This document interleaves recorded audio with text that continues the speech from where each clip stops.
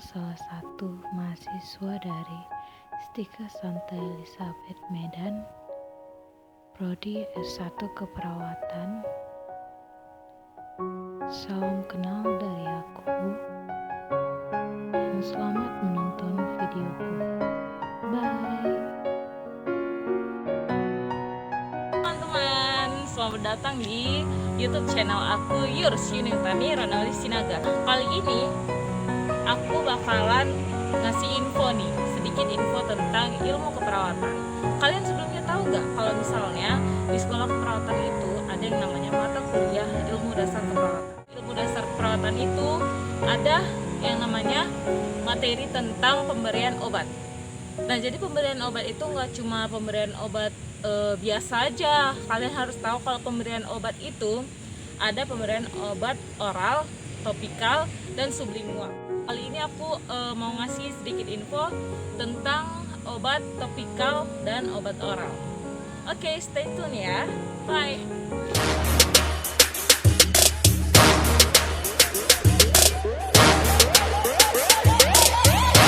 Subscribe. Seperti yang aku bilang tadi, pemberian obat itu terbagi atas 3, yaitu ada pemberian obat secara peroral dan pemberian obat secara topikal, dan ada juga sublingual. Nah, kalau yang aku bahas kali ini, aku bakalan ngebahas 2 aja, yaitu pemberian obat secara peroral dan topikal. Kali ini aku bakalan mulai dari pemberian obat secara peroral, di mana kita memberikan obat yang digunakan melalui saluran pencernaan. Tahu dong apa itu saluran pencernaan?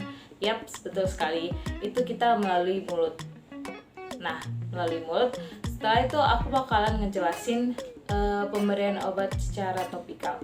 Nah, kalau pemberian obat secara topikal itu obat yang digunakan untuk pemakaian luar atau obat yang pemberiannya itu secara lokal, yaitu dioles atau diteteskan pada permukaan kulit.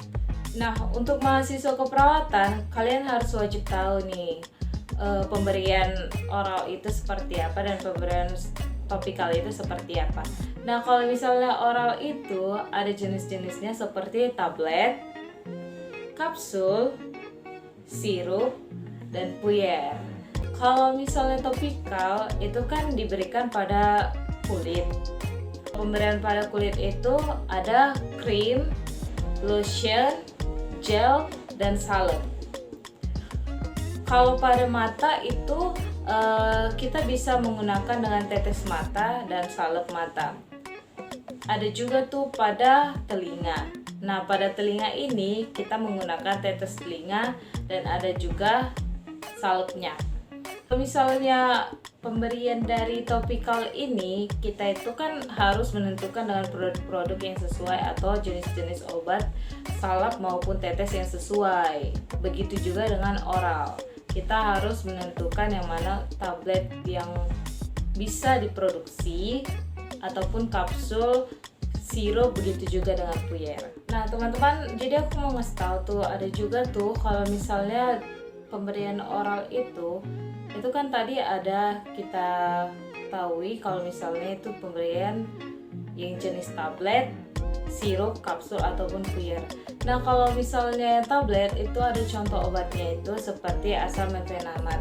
Kalau tentang komposisinya itu atau indikasi dan kontraindikasinya itu kalian bisa langsung tanya, atau misalnya itu kan di belakang kayak kalian kalau lagi beli obat itu kan ada tentang komposisi obat tersebut, indikasi maupun kontraindikasi obat tersebut. Nah, contoh lain lagi dari pemberian oral secara tablet itu ada yang nama obatnya itu kalau nggak salah Farmadol. Tentang indikasi atau kontraindikasinya kalian bisa langsung lihat di balik bungkus obat. Nah, kalau pemberian obat peroral yang melalui jenis kapsul itu contoh obatnya itu seperti Nature A atau kapsul lunak. Kalau tentang komposisi atau indikasi dan kontraindikasinya itu atau mekanisme kerjanya itu kalian bisa cek juga di produk tersebut atau di belakang bungkus obat. Jadi kapsul juga itu ada kapsul yang kerasnya juga. Jadi contoh kapsul keras itu seperti chloramphenicol.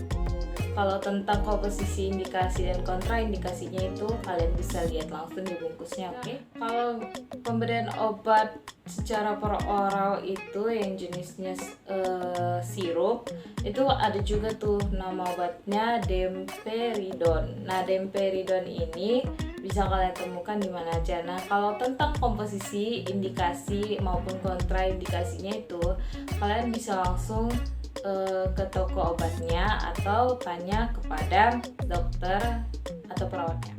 Selanjutnya itu ada pemberian peroral yang jenisnya itu puyer. Nah, kalau jenisnya puyer itu kalian tahu nggak kalau ada obat puyer yaitu Oralit.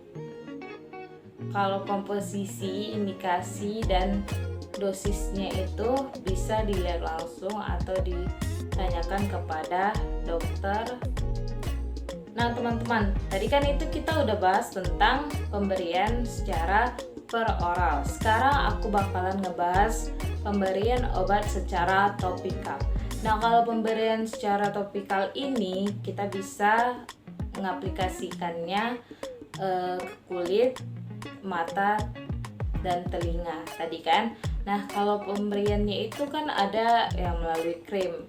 Nah, krim itu contohnya nih, kalau contoh krim itu seperti Acipar krim. Nah, kalau misalnya tentang komposisi ataupun indikasinya itu atau kontraindikasinya, kalian bisa langsung lihat di kemasannya ataupun bisa kalian tanya langsung kepada pemberian obat melalui gel ataupun jelly. Itu contoh obatnya itu kayak Esperson. Nah, kalau misalnya tentang komposisi dan indikasinya itu bisa langsung dicek di belakang kemasannya, itu biasanya ada. Atau kalian bisa langsung tanyakan kepada dokter. Nah, kalau contoh pemberian topikal melalui lotion itu biasanya contoh obatnya itu kayak Exoderil lotion. Nah, kalau tentang komposisi indikasinya kayak biasa kalian bisa lihat di belakang kemasannya. Nah, teman-teman, jadi kalau misalnya pemberian obat topikal itu tadi kan kita udah bahas kalau melalui kulit.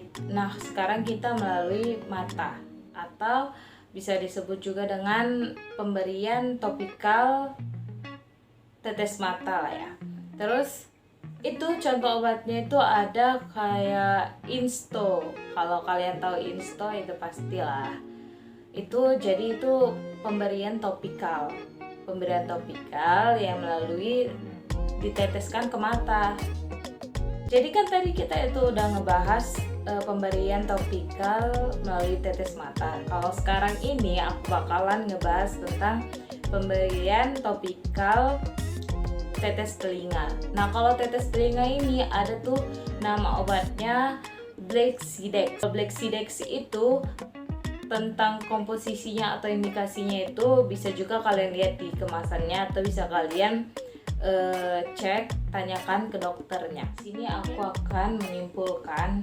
Jadi untuk kalian para mahasiswa agar kalian lebih mengerti. Jadi pemberian obat oral dan topikal itu adalah suatu tindakan untuk membantu proses penyembuhan pasien kita dengan cara memberikan obat-obatan melalui mulut ataupun sistem pencernaan dan melalui organ yang terkena penyakit sesuai dengan program pengobatan dari dokter.